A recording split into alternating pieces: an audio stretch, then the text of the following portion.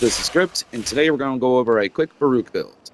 I just want to put this out here. It's a quick build. It's not super optimized or nothing, but I think people enjoy it. It's a new take on Baruuk that you don't usually see too often. I do not use sleep, so let's just get right into it then. Okay, so first off, we're just going to go over Baruuk's abilities real quick. We're going to go and hit the R2. And as you can tell, we've actually taken away his low ability and replaced it with silence. But just real quick, we'll go over it. Okay. So, his passive basically says any projectile dodged, or essentially anything that his Desolate Hands hits will lower his restraint. He gets more damage reduction when as it changes, and when it gets emptied, it allows him to stay in his ultimate longer. First off, though, we have Lewd. Lewd is a channeled ability, so you keep it on, and it drains you constantly, but it gives you a percentage angle to dodge any incoming attacks as long as you're not attacking yourself. However, this does stay active while you're charging something, so if you want to use a charge gun or something of that nature, it works out perfectly. But we're going to continue on real quick just to get through this quick.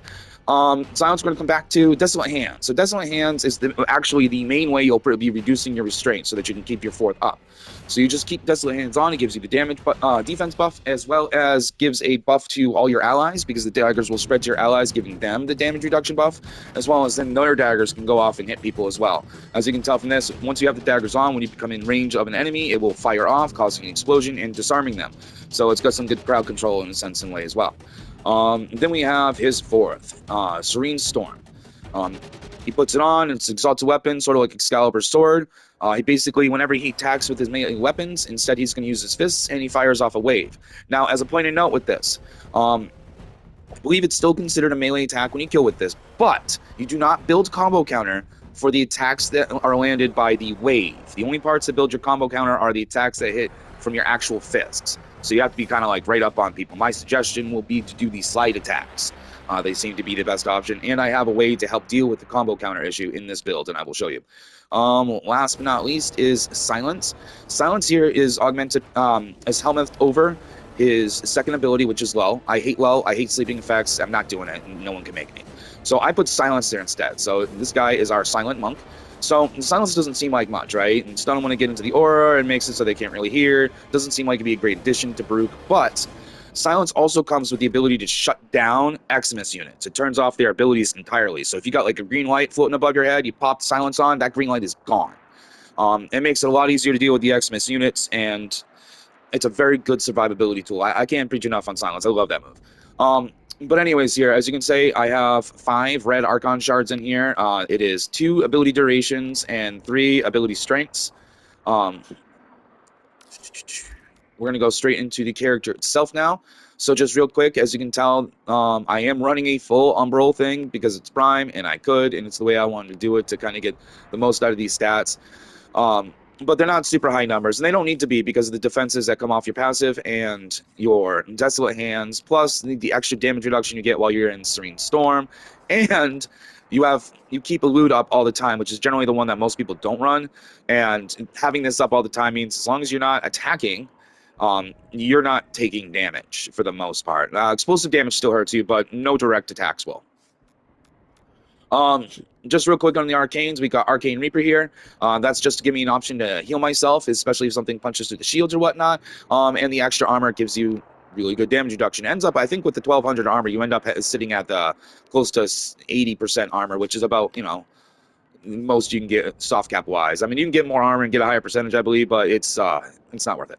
Multi-augmented, so that as you're building up your restraint, well, lowering it down, I should say, you'll build up this, which will give you more power strength to increase the damage of your Serene Storm, but it also increases the amount of daggers you get for Desolate Hands. That is affected by power strength when it comes to that. Nothing except for duration and range affect this one, and same with this one, duration and range. Now we have this set up right here, and I'll just kind of go over them real quick. 60 for the melee to help with his fourth. More ability range, so that I'll explain the range reason in a second. Ability strength, equilibrium for orbs and maintain, because he's constantly have channeling ability open, so he can't use regenerative things like he can't use Archon stretch or anything like that to regenerate with, since he's got the elude on. Reactive storm to give us the extra status chance and such, and with his ultimate move there. Let's see, overextended for more range on, believe it or not, again, for his abilities. I'm going to get back to that in a second. Some more power strengths, defenses, just because it gave more power to this one, and makes it so you don't feel quite as squishy. Plus, the extra tower resistance helps steal when Sentients are doing the disco-like thing, which, by the way, gets shut off. The disco effect of the Sentients gets shut off with silence. Something to keep in mind. And then Prime Continuity to lower the cost per second of elude and lower the cost per second elude, honestly, and gives silence a little bit more time, but it's a little unnecessary there. So the reason why we're sitting at 205 range is very specifically because of elude. Elude requires, and I forget exactly how much energy, how much strength you need. Let's check if 190 was enough. Yeah, elude basically requires you to have 200% accuracy. I'm not accuracy, but range. And the reason being is that then it caps the angle out at 360. Normally, if I go over here, it's 180. So yeah, you need 200% to cap this out, which means basically you're only dodging the attacks from the front. So most people don't like the range investment that they have to put in for this, which is one of the reasons why they don't run it. But if you do put the range investment in, like I said, as long as it's on, you're not attacking, you're basically immortal, except for explosions. So we needed the 200% range to get this to 360. That does increase the explosion radius for this and does some extra damage there, but it's not a really big deal there, and it doesn't affect this at all. It's really just to keep the elude going, because with elude and Desolate Hands, that's what brings down your restraint, so you can keep your fourth going. Anyways, we're going to back out of that real quick. Let's see. Then we're going to go to the Daiyaku here. You can just take a quick look at the build. This weapon is just set up for a weapon. It's nothing special. The only things that you need to be concerned about here are two things. Primary dexterity for the extra combo duration time, and Amalgam Daiyaku target acquired. The headshot multiplier would be good if you're dealing with a boss or something like that, but really it's for the 3% lifesteal on the Kanas. Now, I know this isn't, I have a ribbon on here too. I know this isn't a very large health pool Warframe, and it seems weird to do that, but having that health steal and such definitely lets you survive in a pinch. And honestly, unless you're like real high in the steel path, with how fast you can attack with your Nakana that I have next, and with the life steal from Daiyaku, as well as the Arcane Reaper, it gives you a lot of survivability when you can't get your abilities off. This little combination gives you a lot of survivability when you're unable to use abilities. Again, Nakana Prime here, nothing too special. I built for Slash, and recently decided to drop Prime Fury for Magnetic Rush, and switch this from what I was originally was Animosity, since I've got the Opportunities Reach here.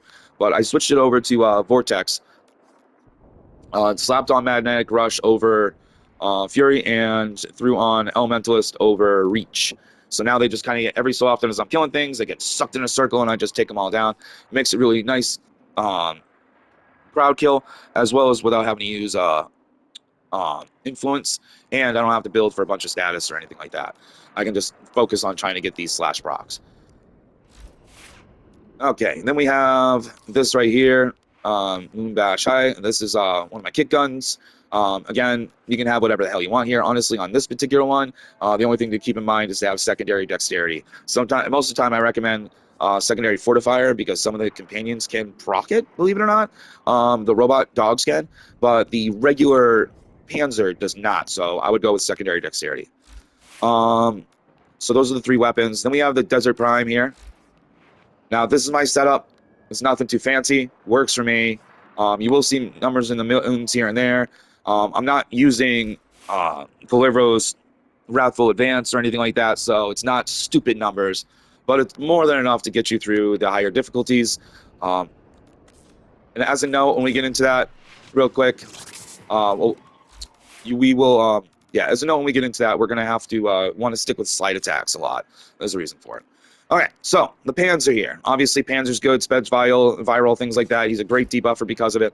I have him set up for, on his claws, I have him set up for Toxin for the most part. And he's got proc a lot of status effects, basically. He puts the Toxin on through his regular attacks. He procs this, the Puncture here when he does attack, and he also lowers damage. And he also spreads virals with his ability. This is how I've got him set up. I have Sharpened Claws here so he can tear away armor, so he can armor strip all by himself, plus he spreads the viral, which is really good, though this is more useful for the, specific people. Then we have Seismic Bond here. This is actually helping me with the ability efficiency, as well as the fact that since I'm channeling Elude all the time, his melee attacks do get that shockwave thing, which allows more hits, which fits in perfectly with this other mod here, Tandem Bond. Now this is how we deal with the combo multiplier issue on Baruuk's fourth. The companion, every time he hits, you'll increase your combo multiplier by 6. Plus, I keep another opportunity bleach, I believe, one of the Tennokai effects on the ultimate, so that every so often I'll be doing a heavy attack with that as well, which will give him, feed him into the damage bonus. Fetch is normal, and Deconstruct is also normal, so that you have more orbs dropping, so you can keep equilibrium going. The viral quills are obviously to spread the viral, very standard one for Panzer. And on Tenacious Bond here, since his claws have over 50% crit rate, allows all of my attacks to have a little bit more multiplier, giving me that extra damage, honestly, which does help out. So that is the frame and the companion. That'll kind of show you. So you can cast this, which will turn off most abilities, but that pool won't disappear. He just won't be able to cast it again. You can cast Elude, and as you can see, I shouldn't have to worry about anything this guy does. See how everything's just kind of passing through me? That's a nice Elude. That's even with me looking away on the camera. So, all right. And as you saw, as I was dodging things with Elude, it's lowering my restraint. Also, when I'm close enough, these daggers they're supposed to go after him, explode, and cause him to be disarmed. It's probably not working because he's got overguard on right now. Let's show you how this works. Now that we got the restraint down, we're going to go here, kill, and we're going to pause the AI. And you see that you hear that little funk? That's my little daggers going to my dog. And is that the max level I can do? It is. Okay. We're going to simulate him. See the daggers around the dog? It's kind of hard to see, but you can kind of see him floating around. So he's getting the defense buffs as well now. So we have Elude on. Make sure our daggers are cast. Silence, right? And then as you can tell, all their powers aren't really working. I'm good to go. Things are good. And then I can go into my fourth. And then they all disappear. Just like that. Let's see. Simulate it again. My aura's keeping their effect shut down. My pets didn't even get time to buff them. They're all dead. That. Do it one more time in case you missed it. Oh, hold on. Silence is about to come off. So silence is off. The powers are turning on. Silence is back on. You can see the shields disappear. That's the little aura buff thing there. That's them trying to put their shields back on. But as you can tell, look how I was talking about the slide attacks. They work really well, and what I recommend as your main attack is to slide. Now, I'll show you the regular punches real quick, but you'll see why I recommend slide. So we're going to have this all buffed up, right? We come in here, and then we're just going to attack. All right. So if you noticed, not only did it not seem to hit everything quite nicely right off the bat, but it doesn't seem to always connect with as much with the highest damage. So I always recommend the slide attack and just kind of doing this over and over again. Oh, usually I'm a little better with that. There we go. Kind of thing. Anyways, very simple build. I hope you enjoyed it. I hope you enjoy the build. Thank you again for showing up, and peace.